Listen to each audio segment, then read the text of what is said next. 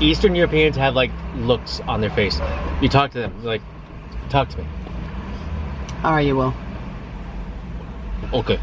And we, guys, we are Americans to the core. Even though we've been traveling and we consider ourselves global citizens, we are so American when it comes to being friendly to people. We smile at everyone. We're like, there's got to be some happy and some funny in there. I mean, every now and then. I've come to the point of almost kissing people before, and they're like... But every now and then you make them crack, and you just like say like a little, like going like this. And then they're like, don't let them see me smile. I know, they're like ashamed of actually showing emotion. I saw you smile! I saw you smile! In this episode of WorldTowning, we go on our final road trip through Ukraine as we make our way to the Polish border. Okay, so our plan today is going from basically Well, our plan is to get off these crappy roads. Second plan is... Along the way, we talk about what we're going to miss most about Ukraine. I think I've just enjoyed it. I mean, even with the people, and there's still something in there, some spark. And Jessica gets her pink back on. Gosh, there's a cow. Hi, buddy. It's not every day you see a cow walking down the street. These drive day vlogs are becoming our favorite ones to edit so far. We think you'll agree. Good morning from the Ukraine. This is Lemonade. I think we all know Lemonade. Hello, Lemonade. We stayed here at a gas station last night here in the middle of the Ukraine. We are between Kyiv and basically the Polish border. There's a lot of ground between Kyiv and the Polish border, so we're somewhere in between there. But this place that we're staying at, the one thing I haven't showed you yet about the Ukraine is that the cars, okay? Now, I didn't think I was gonna see one on the way back, and I was kicking myself going, oh my goodness, I'm never gonna see one again. So at this gas station, they have one here. It's the old Russian Volko cars. These are really, really, really cool. You know, these things were built in the 70s and in the 80s, and essentially they were built to withstand a beating of a Soviet road, which are not very forgiving. So if you drive around towns, you'll see these like all over the place. They're still like the main car. It's like, it's basically what the Ford Pinto was back in the day, except for Ford Pintos are gone and these things are still here. Good morning. I slept in this chair last night. Good morning. You did not sleep in this chair last night. You slept on top with me. How do you feel about our new sort of way of living, gas station style? I like it. I mean, honestly, we've stayed at so many gas stations in the last couple of weeks that it doesn't really faze me anymore. But it's interesting because I'm starting to see like a gas station culture. Like further south, Eastern Europe, there's outdoor cafes and people are socializing. It's kind of loud till 2 in the morning at the gas station. Now that we're in northern Ukraine, heading west, it's complete solitude. I didn't hear a thing last night. It was so quiet here. Did you sleep well? Yeah, I slept well, and the fact that the guy was there 24 hours. Oh, that's nice. 24-hour surveillance. That's our key. Coffee in the morning, free. Sometimes they let you fill up your water. The only thing you're lacking is electricity, but we're fine because we have solar panels. We've discovered something. Like anything in life, until you experience something firsthand, the initial instinct is to heed towards caution. Then eventually you figure things out for yourself and establish a new normal that just seems to work. As full-time travelers, we are always questioning what is possible. In the case of sleeping at gas stations, we were warned constantly not to do it. What we discovered is that Ukraine has the most gracious overnight gas station attendants. It'll never show up in their expression, but you can feel it when they nod their head in agreement to watch over you when you ask if you can spend the night. For this and many other reasons, we will miss Ukraine. So our plan today is to get out of the Ukraine, and we're doing it through Poland. And I'm only sitting here like this because I have to navigate, just because these roads are atrocious. I'm literally like going back and forth around the holes in the road. This is crazy, but we've kind of said that already, so this is not new news for you guys. So you're looking at this going, if you're really following our route, they went from Western Ukraine to Eastern Ukraine, and now they're going back to Western Ukraine or Central, whatever. Anyway, you get the point. And we're not really doing a very consistent job of staying with a zigzaggy map. So why are we doing that? Why do we go all the way across Ukraine? Do we just go for Kyiv and Chernobyl? Now, bear in mind that our goal is to go ahead and head north. We want to go to Lithuania and Latvia and Estonia, and the direct route from Kyiv is to go through Belarus. And that was our plan. However, Plans change. Plans change because to get through the border between Ukraine and Belarus would have taken like a whole 12-hour day at the border checkpoint. And getting a visa. And getting a visa and getting everything checked out. You see, Belarus. Hold on, stop. Hold on, I gotta shut this thing up. So Belarus has a dictator. His name is Alexander Lukashenko. He is the last dictator in all of Europe. He's a self-proclaimed dictator. He's been there for over 20 years. He does not allow people to go into Belarus with a visa E-free unless you're actually going through the Minsk airport. They make it really difficult to go in with an RV. It's difficult to drive in. Right.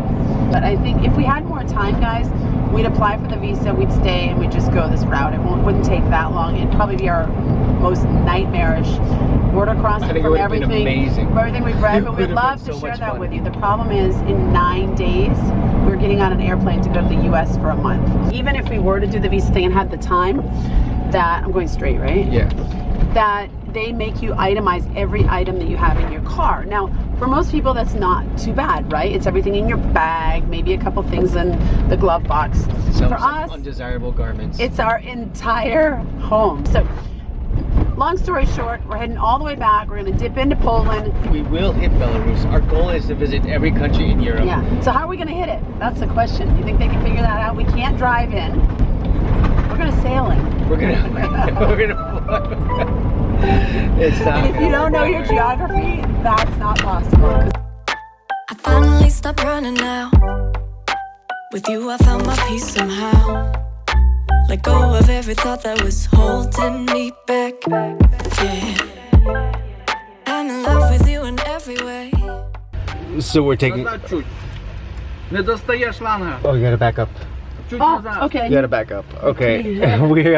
We're basically stopping for gas for Ukrainian diesel, which is the most economic diesel that we found in all of Europe, with the exception of North Macedonia. We've talked about that before, but essentially we have I don't know, about 400 more kilometers until we hit the Poland border.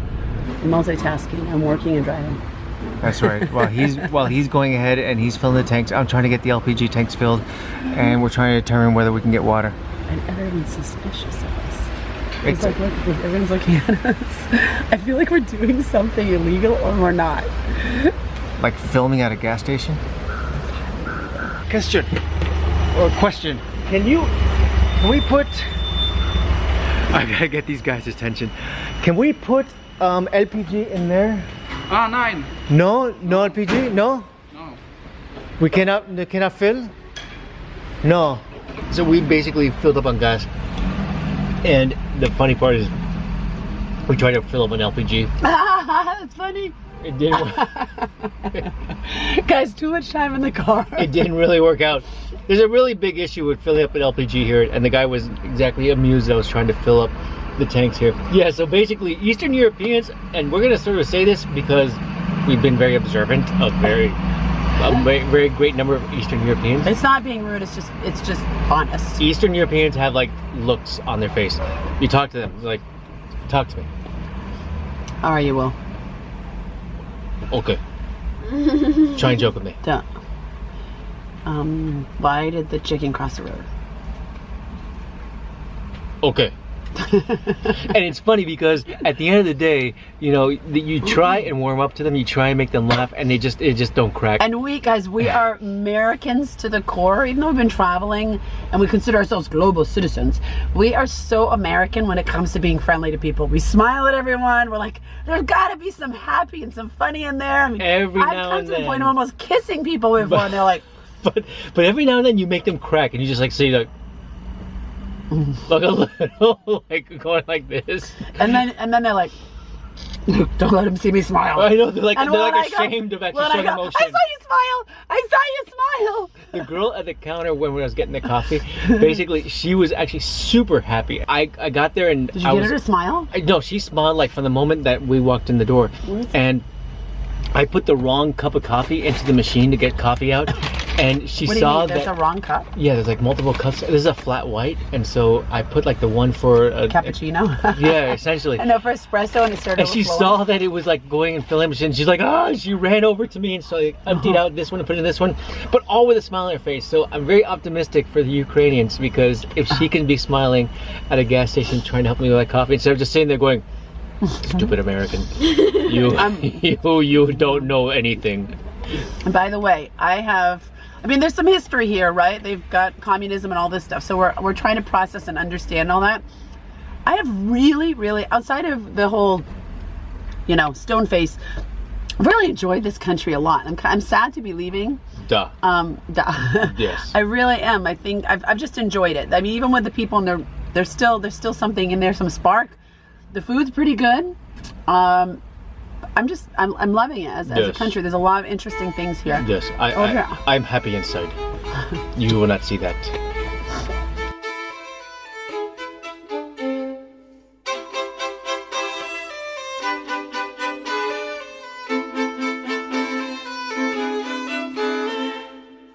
So in our last vlog, I was explaining how I pink my hair, and it had just been bleached, which I do twice a year, and then we ran out of time because we had to get out of the hotel and didn't have time to do the pink. So now I'm doing it in wrap. What I do is I put the Manic Panic hot pink on some strands, wrap them in foil, leave them like this for 45 minutes, and shortly we're gonna rinse it with cold water, and I try not to wash it for a couple of days so that it really holds. And voila! So you too can have amazing pink hair while living in an RV. You too will. Yeah, I know that was a little ambiguous. Bleach hair, apply hair color where wanted, let sit and rinse. It really is that easy, but the fun part is removing the dye, particularly when driving in an RV when there are no campsites to stop at and it's wet and muddy outside. Our parking job in the Ukraine has left us right here in the middle of the mud, and Jessica being, I gotta get this thing out of my hair, is basically left us our doorway. Look, check it out, we're right there. This is Eastern European RV living at its greatest. We're near someone's yard, so we gotta hurry up. We do. Yep. We're gonna be considered suspicious. Gosh, there's a cow. Hi, buddy. It's not every day you see a cow walking down the street. Go. Well, I don't want to get your whole scalp wet. Just pour it on, because it takes a while to get it all off. Okay? Here we go. Burn. How much? Am I gonna get a tip after this? Yes, you are.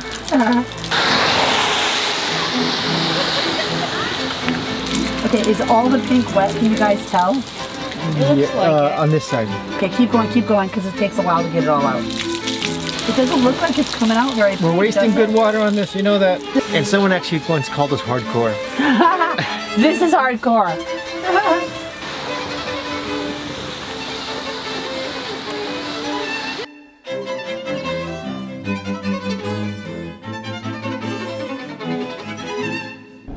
Notice anything different, guys?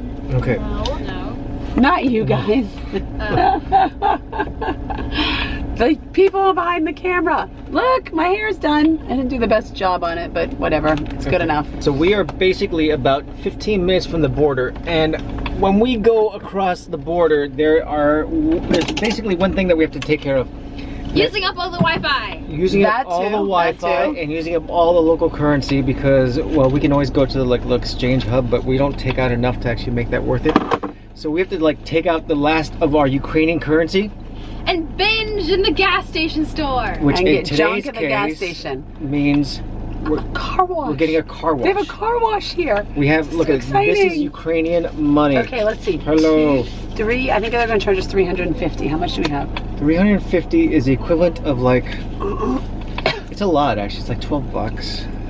But we'll see if we I actually tried to get him to smile. He didn't smile, and then he shook his head.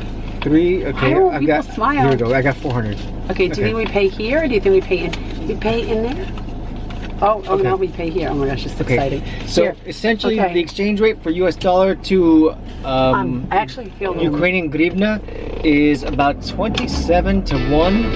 I feel nervous. Yeah, so I don't know why I feel so nervous. 350 is equivalent like about 13 bucks.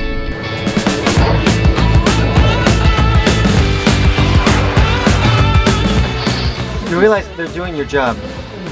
Stop. It's the rain's job.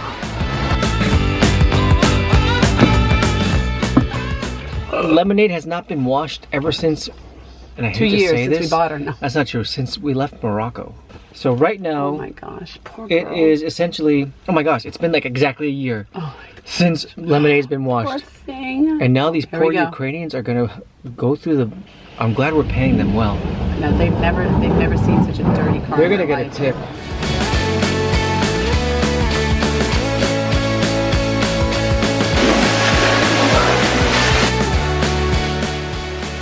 Oh my god, there's brown soap suds coming down from here.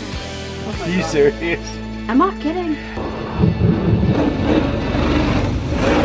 There are a very few proud days in an RV owner's life. One is the day that you buy them, one is the day that you sell it.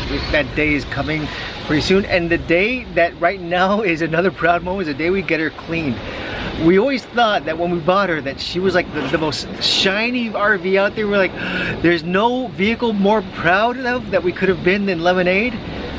After a while, she just started looking old and tattered. Today is gonna be like that. Like you and I will. Today's gonna be that kind of day where we're saying, wow, who are you, sexy lady? We haven't seen you in a while. That's what's happening today. This is like a Lemonade's makeover. She has never been cleaned this well, ever. I feel like we should give him a bottle of whiskey. Thank you. Now with Lemonade all spruced up, it was off to the border. We have 9 days to visit 4 countries. Not ideal, but it's a reality that we're stuck with. As long as we take each day's adventure just like that, an adventure, we're sure to make the best of every moment. Wait, we're now approaching the Ukrainian-Polish border, and we have a couple things that we want to observe. Number one, these bumpy roads. We hope that they no longer exist on the Polish side. Ukraine, you are an amazing country, and you have a lot of spirit. Unfortunately, your economy is not that great, therefore you don't have roads like we'd expect in the European Union. So, not your fault. However, number two, the border, the truck road to get actually to the border, 3 miles long, there's trucks there waiting. I don't know why. I have a feeling because it is EU and non-EU that there's just a stronger border control that's going on at this neck of the woods. Unbelievable how many trucks have we seen along the way. And I hope I don't hit something this time going through Ukraine border control. They probably have my picture up someplace there, like watch out for this girl, to let her out of the country without paying the fine for fixing the roof. And with that, we are out of Ukraine and now in Poland. Ukraine meant a lot to us. You're in our hearts forever, and we look forward to returning one day. The people are really happy, they just have a hard time showing it sometimes. Now, as far as the observation that there were 3 miles of trucks backed up leaving Ukraine into Poland, there were actually 5 miles of backed up trucks exiting Poland into Ukraine. Hopefully a sign of great things to come for this country. So we have finally arrived in Warsaw, and well, we're just At our campsite. It's got gas, it's got coffee, it's got salty and sweet snacks. I can't wait till the morning. And so what was supposed to be an 8-hour drive day turned into like 16 hours. Oh my goodness. We're so tired. So we're gonna get some sleep, and we'll see you guys in the next vlog. Yep.